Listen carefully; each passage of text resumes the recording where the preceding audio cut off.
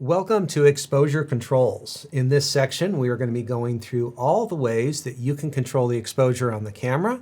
Simple things like shutter speeds, apertures, ISOs, but we're also going to be looking at a variety of other tools and features in the camera in order to help get you the correct and best exposure in any situation. So let's start with the mode button and the quick control dial 2. The mode button and mode dial, I call it. This is how you're going to be switching through the main functions on the camera. Now, if you press the info button, after you have pressed the mode button, you will be switching between stills and video, and that is the easy way for changing between the still portion of the camera and the video portion. They're very different ways of functioning the camera. I will be having a special section just on the video operation of the camera. And so it's pretty easy. You press the mode button, hit the info button, and boom, you're in movies. If you are interested in a even faster shortcut, a one button solution to get from one to the other, I'll be showing you that feature and customization when we get to the video section. But for now, we're going to be talking about the stills portion when it comes to exposure. A lot of this, though, will apply to movies as well. So you're going to press the mode button. You can turn any of the dials to change the modes on it. We have a lot of different modes to talk about. We will start with the simplest of them. The Scene Intelligent mode is the fully automated mode where the camera sets shutter speeds, apertures, ISOs, as well as a whole bunch of other features. And it also limits what you can get into within the menu system. And that's going to be kind of nice if you ever hand your camera to a friend or a family member who doesn't really know about this camera and doesn't know about photography, and you want them to take simple, basic photos and not mess up any of your important settings on the camera. And so it's good, as I say, for that mode. I don't think too many people who own this camera are going to shoot in the Scene Intelligent mode themselves because it restricts you from so many other things that are going on in the camera. Now, the camera does make some basic exposure adjustments, as I mentioned, shutter speed, aperture, and ISO. It's looking at a number of things, and it's a pretty smart program. That's where the whole intelligent auto thing comes from. And what it's doing is it's looking and trying to identify what you're photographing and trying to make adjustments for it. And it has a number of different concepts and subjects that it can identify and will adjust for appropriately. But it doesn't really go far enough from a longtime photographer's perspective. Let's just say you're down at the sports fields and there's a sports game going on, basketball, football, soccer, doesn't matter, and you point your camera at the subjects, the camera will probably figure out, oh, these people are moving around. Let's use a faster shutter speed. But it may not set a fast enough shutter speed. It may not set the motor drive as fast as you would like it to go. So it's good for simple, basic things, but it's not good for sophisticated work of the camera. So we do have a lot of limitations in that regard. Now, the Q button on the back of the camera is our shortcut to the quick menu. It's a shortcut menu with kind of the main features that you might want to change in short notice. And so let's take a look on this camera, and we'll go ahead, fire this camera up, and throw a little focus on that. Just make sure it's nice and clean there. We'll hit the menu button, and actually, we're going to hit the Q menu button here. And so with this button here, we will turn the back dial of the camera, and we don't have too many options here. So we have our drive settings. We can dial over and select a motor drive mode or a self-timer mode. Single shot is fine for now. You can choose different JPEG options, and got to be careful with that one. We can also go into the movie mode. We're not going to do that right now. We'll save that for a little bit later. So as you can see, there is very limited control when it comes to the Q menu in this regard. Now, you can also use the touch focus and face detect. So let's go ahead and take a look in the back of the camera now. And if we want to focus, you can see that the camera is already identifying the photograph of the face over here and is tracking that eye movement back and forth. If I bring out something else to focus on, we'll put it right there in the middle, I can touch that to focus. I can choose where I want the camera to focus in any particular place, and it will just focus there. And so we can also come down here. There's a little symbol down here. It's the touch shutter is turned off, and now you can have this set up so that it actually focuses. Go back to live view here. focuses and takes a photo. And so you can turn this feature on and off. So it's either focusing or focusing and taking a photo. And so it's pretty easy to switch back and forth between those by just touching the screen like that. All right, the next mode that we want to talk about is the flexible value mode. And this is the one mode to replace all modes. This is the future of photography, in my opinion. Now, a little hard for me to switch over. I'm very used to using manual and aperture priority and some of the other modes on there. But this is the one mode that does manual, does aperture priority, shutter priority, program, all in one, and it simplifies the process in many ways because it allows you to set manual or automated control of all the key components when it comes to the exposure system. And so when you do this, you'll be selecting with that mode dial which option you want to control, and then by turning the main dial on the camera up on the front, you can change where that particular setting is at. And at any given time, if you want, you can press the garbage can button to make that particular feature automated, or you can hold it down to reset the whole lot of them into an automated control. So this is something that I got to show you. So let's go ahead and dive into this. So press the mode button. We're going to change over to flexible value. Right now, everything's in automatic. It's in a full program mode with the addition of ISO also being in auto, so we can just take photos and their basic simple exposures. If we said, you know what, we want to make some adjustments, let's change our shutter speed. Well, we turn this main dial on the camera, the mode dial to change between our different exposure options. And we can cycle back and through any way we want. If we want to change our shutter speeds, we now turn the main dial up on the front of the camera and we can choose a specific shutter speed. Let's just say we want to shoot at a 60th of a second. All right. The camera chooses our aperture and our ISO. Notice where those numbers are now. If we said, no, we want to shoot at 500th of a second, notice how, well, the aperture hasn't changed, but the ISO has in order to get a proper exposure. Let's go back down to a 60th of a second. Let's dial over to the aperture. And if we want to change our aperture, you'll notice that the ISO, because it's automated, and you can tell because it's got a line underneath it. Here in the aperture values, if we hit the garbage can button, we'll make it automated, and it has a line under it. As soon as we start turning the dial, you see where the orange dial is? That's the setting that we're changing. If we want to change ISOs, we go over to the ISOs, and we can start changing the ISOs. So now we're in full manual. And we can tell because there's no underlined settings among our three main settings there. We can change our shutter speed, come on over to our aperture, and we can finish the touch-up with the ISO wherever we want. Now, if any one of these three is in an automated mode, let's just do that with the ISO, press the garbage can button, and it becomes automated. We can then come over to exposure compensation, and we can make our picture lighter and darker using this system. Now, let's just see what happens. If I leave this at 2 stops underexposed, I come back over to the ISO and I start changing it, the exposure compensation automatically kicks back to 0 because there's no exposure compensation when you're in full manual.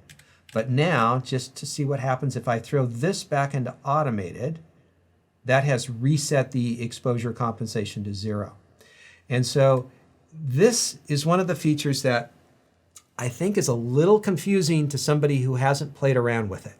And I know the first time I played around with it, it seemed a little bit weird. But as you get used to it more, this is the one mode that can really replace pretty much everything. If you're the type of person that does occasionally jump back and forth between program, shutter priority, aperture priority, manual, and you've got to make all these other adjustments because you're switching back and forth, this is a faster way to work. And I think for the kids out there, this is the mode I would work with because you can do kind of everything with the least amount of button presses, and that's just going to help you out down the road because you'll do everything a little bit faster. Now, when you are in this mode, like many of the other modes that we're going to be talking about, the quick menu is a quick way to jump in and make some of those most obvious and important settings. This is something we're going to discuss in detail in section 8, but let's go ahead and just take a look on the camera real quickly.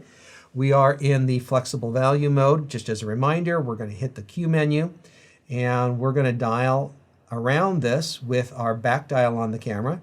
If we want to jump into a particular feature and make a setting change, we can just turn with our main dial, and we're going to be talking about everything you see in here as we go through the class. We're not going to stop here and do it. But the quick menu is a great way to just jump in and make a lot of quick changes in there. Now, there is no customization of the quick menu. Canon, please? Could we? Maybe someday in the future. Firmware update. Yeah, do that. But it's a good place to find a lot of those standard features. No matter how much you've customized your camera, you can always go back to the Q menu and find a lot of those core features. All right, program auto exposure. This is where the camera sets shutter speeds and apertures and nothing else. So you get to control ISO, focusing, and everything else that's you want to do. So what you want to be looking at when you look through the viewfinder is be looking at where the shutter speeds and where the apertures are, making sure that they're appropriate for the situation that you are shooting. One of the great things about the program mode is that you have something called program shift. And so this is where you can adjust the specific shutter speeds and apertures that are being set by turning the front dial.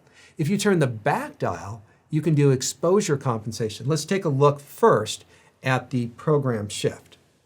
All right, so let's go ahead and press the mode button and turn our camera over to the program mode. And just to make sure, I'm going to make sure that our ISO is at just a simple basic setting right now. It's at 100. And so the camera's in the program mode. And if I turn the main dial on the camera, you can see over here that it is changing both shutter speeds and apertures at the same time.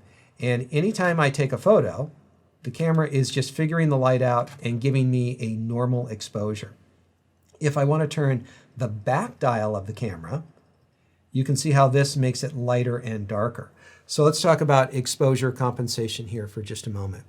So the idea here is that the camera will adjust the exposure so long as it has control of one of the features. And in the program mode, it actually has control of both shutter speeds and apertures. And so it might change one, it might change the other. It's not too specific about which one it changes. All it's trying to do is to take a picture that's a little lighter or a little bit darker than the previous one. And so if we look on the back of our camera is currently at 0. If we wanted to take a couple of photos, kind of do a manual bracketed images, let's go ahead and we'll do a -2 stops, minus stop, normal exposure, a 1, and a 2. And if I go ahead and play these back, let's see if I can get some information here with the info button. You'll see that I'm at +2, +1. There's our normal exposure, no markings indicated, and -1 and -2. And so if we wanted a different version of our image that was a little bit brighter or a little bit darker, we could do that. Most important thing to remember about exposure compensation is to reset it back to 0 when you are done, because you do not want to leave it at +2 all the time. That's a serious mistake a lot of photographers have made. All right, so the program mode is pretty good when you just want real simple exposure systems and you're not too particular about your shutter speeds and apertures. Just keep an eye either in the viewfinder or at the bottom of that LCD screen on the back to make sure that the shutter speeds and apertures are appropriate for the type of situation that you're shooting in. All right, next up is the time value, also known as the shutter priority mode. This can be good for situations where you know you need a specific shutter speed. Like if you need 1/1000th of a second to stop the motion of an eagle grabbing a fish out of the river, you choose a very fast shutter speed. If you're photographing a river and you want to slow the motion and blur that water that's moving down the river, you could use a 1-second shutter speed here. And this is where the camera is going to figure out the rest of the equation using the aperture. Now, this is not one of my favorite modes, and there's a bit of a problem with the time value shutter priority mode in the camera, and that is that you can easily select a shutter speed that was not within the range of what's acceptable for the lighting that you're working in. And so there'll be a blinking aperture to warn you that your aperture is not wide enough for that particular situation. Let's go ahead and take a look on the back of the camera here. We've got to get our camera first off changed over to the time value mode. Go ahead and hit set. And so let's go ahead. I'm going to do just a little thing here where I am going to bump up the ISO just so that it can work a little bit easier in our current environment. All right, so now I've got shutter speeds, and let's say I want to set a shutter speed of a 60th of a second. All right, fine, not a problem at all. The camera says you need f10, sets the exposure just fine. Now let's say we need a shutter speed of 2,000th of a second. The camera is blinking f4.0, letting me know that f4 is not good enough. I'm still allowed to take a photo, and it's going to be a very dark photo compared to my previous one there. So this is something that you do need to be aware of when you are shooting in this mode. And so the two solutions, one is to back off until it stops blinking. So at these current settings with these lighting, I can go to 500th of a second, or I could leave it at 2,000th of a second, and I could change the ISO, which is back here with this dial right here. And so just be aware that anything blinking is a potential problem, and you want to pay close attention to any of those warning signs. Next up is the aperture value mode. This is one that I find very useful and I like quite a bit. You can also accomplish within flexible value, but if you like aperture value, it's a great system because here you get to decide, I need a particular aperture. I don't really care too much about the shutter speed because maybe I'm on a tripod or maybe it's just an appropriate handheld shutter speed, but you can be very choosy about the aperture you choose and let the camera figure out the rest of the equation. You can have great depth of field or you can have shallow depth of field. And so with aperture priority, you generally don't have that problem that we had with time value because there are so many more shutter speeds that the camera can choose. Let's go ahead and give this little experiment on the camera. We'll press down on the mode button, turn over to the aperture value mode. Now, we have an aperture of 5.6 and the camera is figuring out the exposure just fine. As we change our aperture up here, with our main dial, we can choose any of our aperture settings and the camera just selects a different shutter speed, and there's more than enough to choose from. If I was to change the ISO down to 100, does it still have the range? Well, at f4, we're at 25th of a second. That's pretty good. If I want to close all the way down to f22, it's 1.3 seconds, so got to be a little bit careful, need a tripod for that sort of situation, but you don't get the same warnings that you would normally get in the time value mode. So I find it a little bit safer and easier to use. And if you're watching your shutter speeds as you change your apertures, you can kind of really get your camera fit for almost any type of scenario very quickly and very easily. And so it's one of my favorite quick, easy modes for using on the camera. All right, next up is manual. This is where you get to set shutter speeds, apertures yourself. You get full control of the camera. The reasons that I like to shoot in manual exposure is number one, for consistent results. Under consistent lighting, I'm going to shoot a bunch of different photos with different compositions and different focal lengths perhaps. I want the same proper exposure on all my images, and this means the camera's not going to change something behind your back or while you didn't notice and getting a result that you weren't expecting. It's also great when you have tricky lighting. In situations where you have light that is either brighter or darker than normal, these can be situations that can fool the camera's light meter and cause it to do things that you didn't want. And so for these two reasons, I encourage you to shoot with manual exposure when you can so that you get consistent results in all situations. So let's go ahead and dive in and change things around in manual. So press down on the mode button and we can go over to the mode. Now, looking a little dark to me. How about you? Yeah. Okay, so what are we going to change here? Well, I'm going to say that we can change this to a little bit lower of a shutter speed. I'm on a tripod, so I'm going to go down to a 30th of a second. Now, as far as the aperture, we can set our aperture anywhere we want. We could open up quite a bit. I like a little bit more sharpness right now, so we're going to set it to f8. I'm going to do the rest of the equation with the ISO, which is this final dial here. And so I'm going to adjust this, press halfway down on the shutter release to see where my exposure indicator is here. And in theory, you want to get this right in the middle. All right, that's proper exposure for average tonality subjects. But my subject is a little bit lighter. This is a little white cabinet, so I'm going to do a little bit over to the plus side, plus 2/3 of a stop. And I think that's about the perfect exposure in this particular situation. Now, this will vary according to the light and what your subject is a little bit, but you can very easily change your shutter speeds and your apertures, keeping an eye on your exposure indicator and probably starting off at 0 and then making any subtle adjustments you need from there on out. And so that's the key in working in manual, which is probably still going to be my favorite mode on this camera for quite some time. I'm going to probably try to use that flexible value more and more because it essentially has manual built into it. But if you know you don't want to change anything to automated, then the manual mode will work just fine. Next up is the bulb mode. So this is a special long time exposure mode. This is where you get to leave the exposure open as long as you want. And you will be changing the aperture by either turning the back dial or the front dial on the camera. And the idea is that you need a shutter speed longer than the standard 30-second exposure in this camera.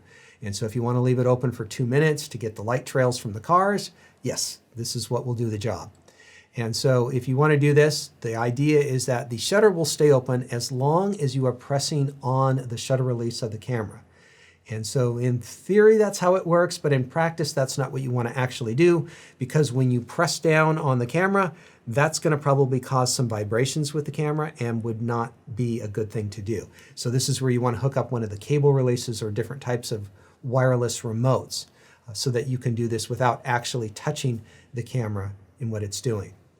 Now, one of the things we'll talk more about in the menu section, but I'll hint to you right now, is that you can go in and set up a very particular time for the bulb mode. If you want to leave it open for 3 minutes and 27 seconds, you can just enter that time in shoot menu number 6 under bulb timer, and it will stay open for that exact period of time. And this is going to be really handy for people who do nighttime photography.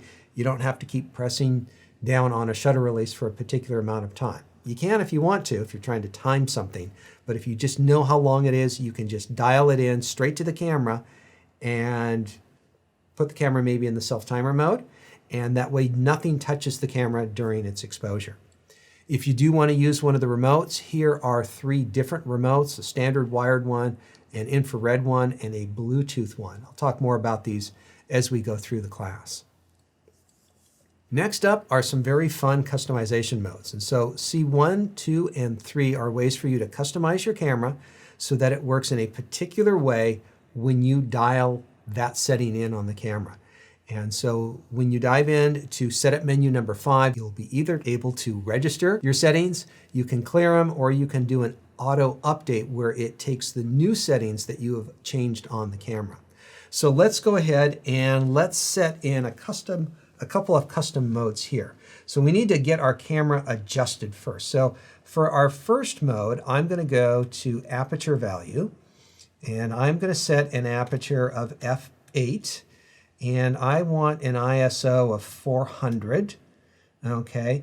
Now there's some other things that we could go in and change. You could change the focusing mode, the image quality, and other things. But for now, I'm just going to keep it at this.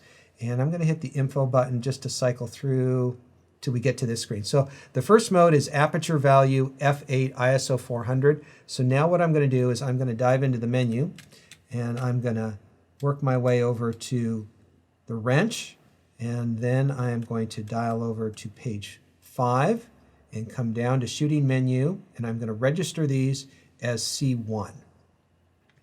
Okay, it's now locked in. All right, so now I'm going to go back to this mode, and I'm going to change the camera over to the time value mode.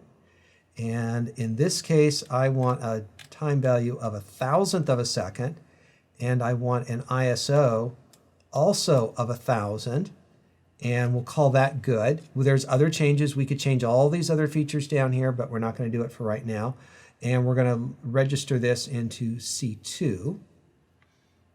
Okay. And now what I'm going to do is I'm going to change my camera back to the manual mode, where I like to have it frequently.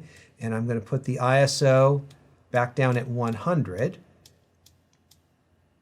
And we'll change the aperture to shoot wide open here at 1/60th of a second. Okay, so here I am in manual.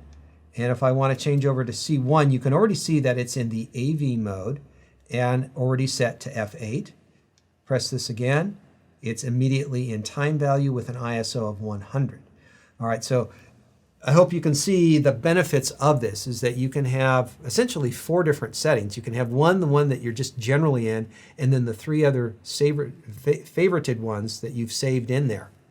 And if you are a landscape photographer, you can have all your landscape stuff in custom 1, but you also do bird photography, that can be in 2.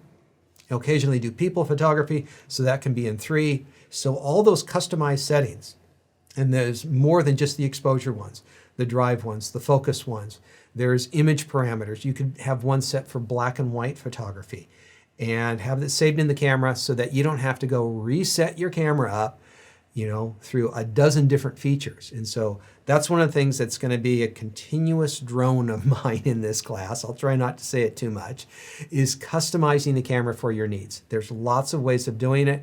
This is one of the best because it encompasses so many different things. When you want to adjust your focusing point, your exposure system, your shooting parameters, the image look, the file type, all of those sorts of things, you can do that in here. And it's a great system to have, so I encourage you to take some time, sit down, get your camera set up in the ways that you think you want to do it, and register those settings. All right, so those are your mode controls on the camera. Hopefully you've figured out ways that you can use the camera that makes life easier for you. I encourage you to experiment with some modes that maybe you wouldn't normally do, just to see if there's a value that you need to take a little bit of time to figure out, see if it works for you. And so a lot of good options in here. One of the things is that it's got a lot of modes, and a lot of you don't need all those modes. And so one of the things you can do in custom function number 2 is you can restrict the shooting modes, which means you can untick the box for that particular mode. Let's just say time value. You do not like time value at all. You're never going to use it. You've always hated it. You'll never use it. Go into restrict shooting modes, untick that box, and you won't even see it on the options. So when you're dialing past all of them, you won't need to do it. To start with, I'd leave them all checked off just because I want you to experiment. I want you to learn with your camera. But once you really get dialed in what you're doing, if you know you don't want to accidentally end up in the bulb mode, you can uncheck the box and completely get rid of it. All right, the next topic is ISO. And so ISO doesn't have a particular button on the camera, but it is currently located with the multi-function options. And so by hitting the FN button on the front of the camera, you will activate the multi-functions. You can then choose which function you want with that mode dial, and then you can choose the function of it as well with the back dial as well. So you can use multiple dials in there, and then you will use the main dial on the camera to make that change. And so let's go ahead and take a look at how this works in here. So it doesn't really matter which mode we're in right now, but I am going to flip back to the manual. Actually, let's go to aperture value. That's a simple one right now. So if you hit the FN button on the top of the camera right next to the dial, go ahead and hit that. It's currently in the ISO mode. And so you can start changing the ISOs. If it wasn't here, you can turn this mode dial and you can select any one of the 5 options. And so there are 5 things that you can have in here. This back dial changes from one setting to the next, the same as the back dial on the camera here, or the mode dial. These do the same thing. There's overlapping controls. The one on the front is the one that actually changes it. And so for longtime Canon users like myself, if you want to change the ISO, you just leave it at the ISO setting. You press it, you turn it, you press it again. Well, you can press it again to jump through it, press the shutter release down, and you exit the mode. So you adjust it where you want, hit the shutter release, and you're out of there. And so it's incredibly easy if you're jumping back and forth with a particular feature that you can do it right here. And so with the ISO modes, you can see currently we can go up to 51,200, and then we have auto down below 100. So let's take a look at my little test. I always like to do a test on cameras to see how good they are at different ISOs. We'll enlarge this little section And like always, the first page, there's not that much difference. These are all looking really good. Now, the native sensitivity of this camera is ISO 100. If you want the least amount of noise, the greatest dynamic range, the best image quality from the camera, you want to leave it at 100. There is a 50 setting. If you need to go lower, it does not have as much dynamic range. You lose a stop of light or so when you do that. And it's something I would use if I really needed a longer shutter speed, say perhaps for doing a landscape photograph where I needed a waterfall and I wanted a longer shutter speed. I would use that. Most of the time I'll use 100, bump up as necessary from there as my needs with shutter speeds change. When we go into the higher ISOs, we take a close look at these. Well, it starts getting a little rough. Somewhere around the 6,400, 12,800, definitely by 25,000, it's starting to get a bit noisy in there. And so you try not to use them if you can avoid them, but it's probably better to have a noisy photograph than a blurry one. So always make sure that you're getting the shutter speeds you need and then bump up the ISO as necessary. And that's going to work best in most cases. And so the ISO, right there in the multifunctions, it's the first item. I think this is a pretty good place to just kind of leave the multifunctions, leave that mode in there. ISOs is something a lot of photographers change very quickly and frequently. It is something you can access in the quick menu. It's something you can also access in the full menu. You can also dedicate other buttons to doing that as well. But I think this button is a pretty good button for accessing that particular feature. Now, if you do want to dive into the menu under ISO speed settings, there are a number of other controls over the ISO. You can actually extend the range upwards a little bit into that high 100,000 setting. You can also set up the auto range as well as the minimum shutter speed, and we'll talk about all of that when we get to the menu settings for the camera. All right, next up, let's talk about the metering of the camera. This is how it reads the light coming in, and there's some different patterns that you can get to. Now, in order to get this, you hit the Q menu, and then you navigate in the quick menu to the option for metering in there. And so it's that little symbol that you'll grow used to once you're used to Canon systems. And so there's 4 different modes in here, and let's talk about what each of these modes do. First up is evaluative metering, and this is where the camera breaks the scene up into 384 zones. And the idea here is that it's comparing lights and darks in different parts of the scene so that it has a good idea of where the correct exposures should be. And evaluative metering generally does a really good job. This is where I, as well as most photographers, leave their cameras most of the time from what I hear about other people doing, and it tends to do a really good job. So we could just leave here and move on, but real quickly, let's talk about the other modes. Next up is partial metering. It's a centered area. It's not quite spot, it's not center weighted, it's kind of in between in size. It's 6.1% of the viewfinder. And if you wanted to read the light in the central portion of the scene, this would be a good one. It wouldn't read in all the extra areas around the edges. We do have a spot metering, which I think is the second most useful one here. You do have to be very careful with spot metering because it's measuring light in a very small area. But if you wanted the camera to read a particular subject and not all the stuff around it, this would be a good one to work with. Traditionally, center weighted was the most common on cameras. This was decades ago, but some people still like using it. It's a very simple system. It's just a big old circle right there in the middle of the frame, and so it kind of disregards things that are far off to the left and far off to the right. And there may be a reason for using it. I don't use it anymore, but it's still on there, I think, for legacy reasons. But the evaluative metering is the one that I think a lot of people are going to get the biggest bang for because it's just good in so many different situations. It's pretty rare that you'll ever get a shot that is not usable when you're working with evaluative metering.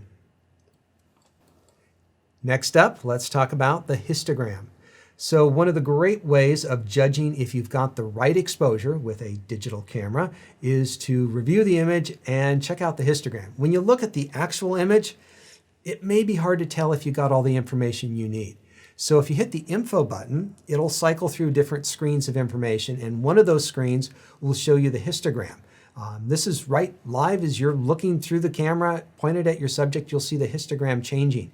and so forth. And so there are some parameters that you can set if you want to dive into shoot menu number 7 for controlling the histogram display, the brightness or RGB version of it, and how big it is in the frame. But this is a great way to judge your exposure. We're not going to go into the basics of photography, but real generally, a mound to the left means you're underexposed, and a mound to the right means you're overexposed. Generally speaking, a mountain in the middle is pretty good, but there's a lot of wide latitude to that philosophy. When you take an image, you can hit playback, hit the info button again, and you can cycle through different screens. And this is where you might see the brightness histogram, which is just all of the pixels combined together, showing you where they are in an exposure. Are they left, are they dark, or if they're on the right-hand side, they're bright. Now, you can also scroll up and down with the little joystick, and you can get to an RGB histogram, which gives you a little bit more specific information about the different color channels and whether you're clipping or overexposed or underexposed on one of those channels. This can be particularly important when you are photographing very vibrant colors. It can also be important in portrait photography where skin tones, you want to make sure that they're not overexposed. And so this is a great way for judging that you have the right exposure. If it's a little too mounted to the left or mounted to the right, adjust one of your exposure controls to get it a little bit more towards the middle of the range for a proper exposure. It's a very easy system. I think the histogram should replace the traditional metering system. It's got so much more information. We can see where most of the information is. We can see where the highlights and the shadows and the black points are. Whereas the metering system that we currently have in cameras and that little exposure indicator is trying to narrow everything down to one little point that works back and forth. And so if it looks good in a histogram, you've got the right exposure. Another tool that some people use, not everyone, is auto exposure lock. And there's a little button on the back of the camera, the asterisk button. And this does auto exposure lock, but it can also do flash exposure lock. We're not working with flash today, but let's take a look at this and see how we might use it. So our camera is currently in aperture value, which is perfect for this. We'll hit info so that we can see what's going on here in front of us. Let's frame up a little bit more loosely right now. And so if we press down, our camera is recommending 1/6 of a second. Let's go ahead and bump that ISO up so that we're dealing with a more reasonable shutter speed here. Okay, so we are at 1/200th of a second. And if we move over a little bit to the right, our exposure changes. And so now it's down to 100th of a second. And so it depends on what it's looking at as its exposure. But if we said, you know what, this is the correct exposure, you'd press the star button right up here, and you'll notice the star comes on right here in the back of the camera, and that's locked in our exposure of 1/200th of a second. And so now that it doesn't change, and so let's go ahead and try this up close. So if we say we want 1/200th here, but we want it framed over here, you can see how it's throwing it down to 1/50th of a second. Come here, press halfway down on the shutter release to keep things active. Lock it in. I can now reposition over here and take the photo, and it stays locked in at that 1/200th of a second. So the way that you might use this in the real world is, let's say you're going to photograph a person who is standing beside a big window, and that window is throwing off the exposure. You pan the camera away from the window, you lock the exposure in, recompose, so it's got this big bright background that the camera is now ignoring. It's already got the exposure locked in, and then you can get the proper exposure for that situation. Now, there are some people that don't use that feature. There's other ways of accomplishing that. You can do exposure compensation, you can do manual, a couple of other ways. But if you don't use it, well, this is a button that you can reprogram on the camera to do something else that you might like. And so we're going to be talking about reprogramming buttons.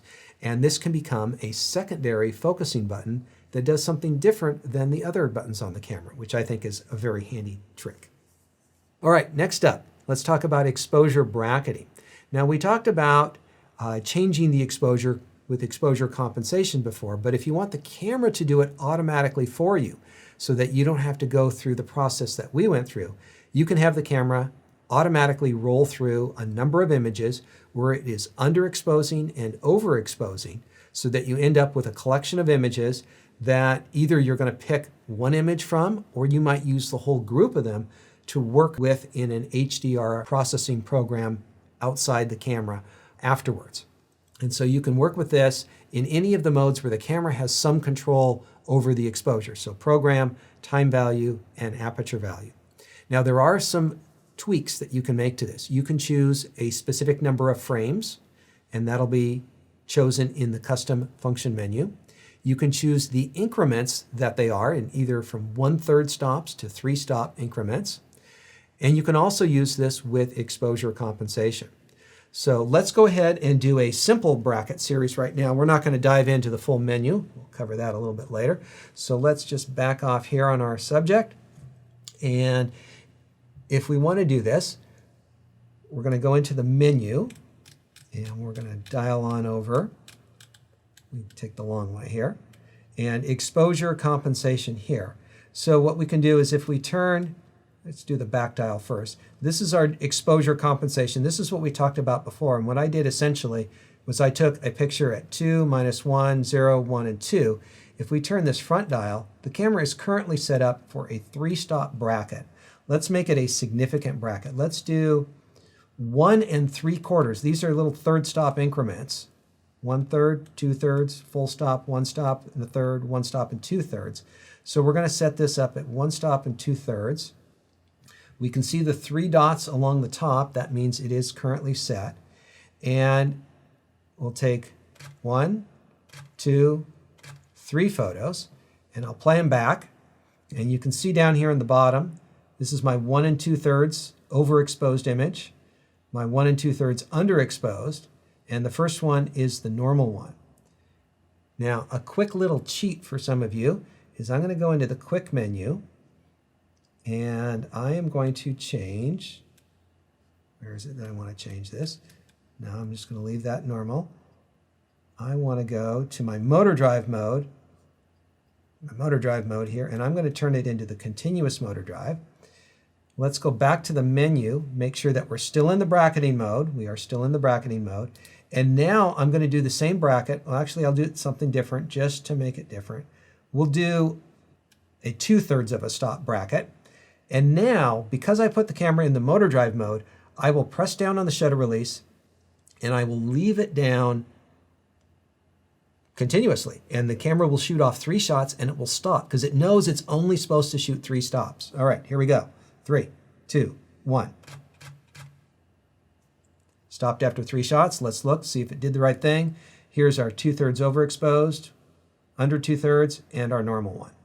Okay, so I'm not particularly fond of the fact that it shoots the normal one first, and then a dark one, and then a light one. That just seems a little bit odd, but this is something that we can adjust when we get into the custom settings of the camera. So there's a lot of things that we can adjust: the number, the range apart they are, the order that they're shot in, and so there's some great controls in here. And so for those of you that are doing HDR photography, or if you're unsure about an exposure situation, you've got just this fantastic landscape scene and it's got unusual lighting. It's got a wide range of lighting and you're not sure. One of the safest things you can do is just shoot 3 or 5 or more images to really cover the entire range so that you have all the information so that you got it when it was good and then you can deal with it later on at home. And so it's a great system for making sure that you are getting the correct exposure, something that will work for what you need later on. All right, now the camera does have high dynamic range mode built into the camera itself. And this is where the camera will shoot with multiple exposures and combine them in camera for you. Now, I'm not a huge HDR expert. Shot a lot, but I'm not a guru on it. What you do in the camera is limited compared to what you can do in the software. The software is just more powerful, there's more options, and so if you really want to do HDR right, shoot a bracketed series, get appropriate software that works for what you want to do, and work with it in there. If you want to test it out, if you want to play around in the field, this is what we're talking about. It does have it here in the camera. It can work with images that are shot 1 stop, 2 stops, or 3 stops apart. Next, it has some effects. Not so fond of these. This is where it adds a particular look to the image. And some of them are a little bit funky, but we'll take a look at them. But most importantly, first off is this exposure range. And so how big of range are you dealing with? One stop isn't that big, so a lot of times most people would use 2 stops or 3 stops when you're adjusting the dynamic range. And so in this particular lighting setup, I've got the Queen of Clubs in the upper apartment that has more light, and in the lower apartment is the King of Clubs, and you can't really see down there because there's not much light. And you can see that the HDR system is allowing more light the higher you have it set.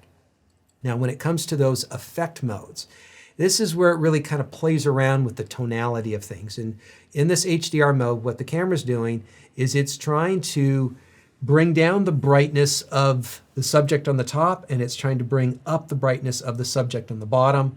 And there's a lot of different algorithms that the camera can use in order to, how do you mesh those two things together? Because there's a very big difference between the brightness on the top and the bottom, and as you move across, how they interact with each other and what's going to look good. And they have a lot of different options in here because there's a lot of different situations in which you might want to use this. And so this is an experimentation project for you.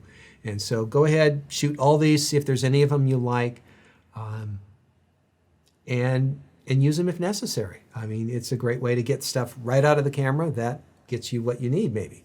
So also in here is we have continuous HDR. This is the idea of, are you shooting this once and done with the HDR, or are you on an HDR rampage where you are shooting everything in HDR?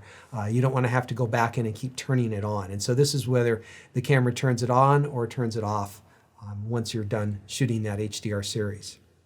Auto image align is an important one to know about. So this is designed for hand-holding HDR. Now HDR, from a strict expert's point of view, you should be on a tripod because you're going to be taking multiple images. They should all have the exact same framing so that you can mesh these images together. If you do want to do it handheld, you can put the camera auto image align enable. The camera crops in a little bit, and then it matches up the images as best it can. And so it's best not to use this and use it on a tripod, but if you are going to be handheld, then you need to turn this one on. Now, as far as saving the source images, yes, please. You do want to save the source images just in case the camera doesn't do what you want it to do. And so in this case, the camera will shoot 3 raw images if you have the camera set to raw, and it will combine that into a finalized JPEG, which may work for your final purposes, but just in case it doesn't work, wouldn't it be nice to have those original 3 raw images so that you could deal with it? If you're just playing around and it's just for fun and you don't want to waste memory, yeah, I could see just keeping the HDR image, but if it's important, you want to save all images. All right, there you go, folks. Tons of exposure controls on this camera. Hopefully you found a few new ways and a few new tricks that you can employ out there, making sure that you get the proper exposure.